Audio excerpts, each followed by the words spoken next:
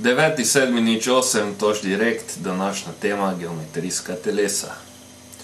Za razumevanje sveta, v katerem živimo, je bistveno razumevanje matematike ter geometrije. Geometrija sama po sebi tako ali tako pomeni metrija Zemlje. Današnji direkt nas bo podučil o geometrijskih telesih. V Wikipediji kliknemo geometrijsko telo in tukaj najdemo. Geometrijsko telo, tudi samo telo, je v matematiki strnjen, kompakten del trirazsežnega prostora, omejen s ploskvami. Lastnosti geometrijskih teles preučuje stereometrija ali prostorska geometrija. Med pomembne lastnosti teles spadata zlasti površina in prostornina. Ploskve, ki omejujejo telo, imenujemo mejne ploskve. Unijo vseh mejnih ploskev imenujemo površje telesa, stik dveh mejnih ploskev je krivulja, pogosto kar daljica, ki jo imenujemo rob. Stičišče robov se imenuje oglišče. Vrste teles. V splošnem delimo telesa na oglata in okrogla.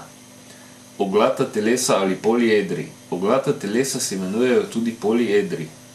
Mejne ploskve poliedra so večkotniki. Pomembnejši poliedri so prizme, med njimi tudi kvader in kocka, piramide, antiprizme, platonska telesa ali pravilni poliedri, to so tetraeder, heksaeder, oktaeder, dodekaeder in kozaeder. Polpravilni poliedri, na primer arhimedska telesa.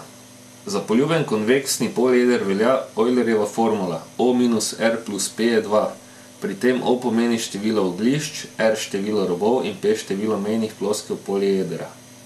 Okrogla telesa. Ostala telesa imenujemo splošnim imenom okrogla telesa. Pomembnejše okrogle ploskve so krogla, val, stožec, elipsoid, rotacijsko telo ali vrtinina.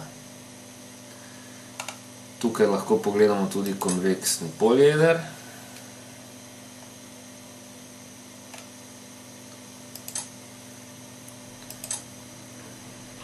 In konkavni polieder. Današnji direkt nam je torej predstavil geometrijska telesa. Jutri nadaljujemo in sicer s piramidami. Toš Mihael, 9.7.08, toš direkt, per Arca Domega.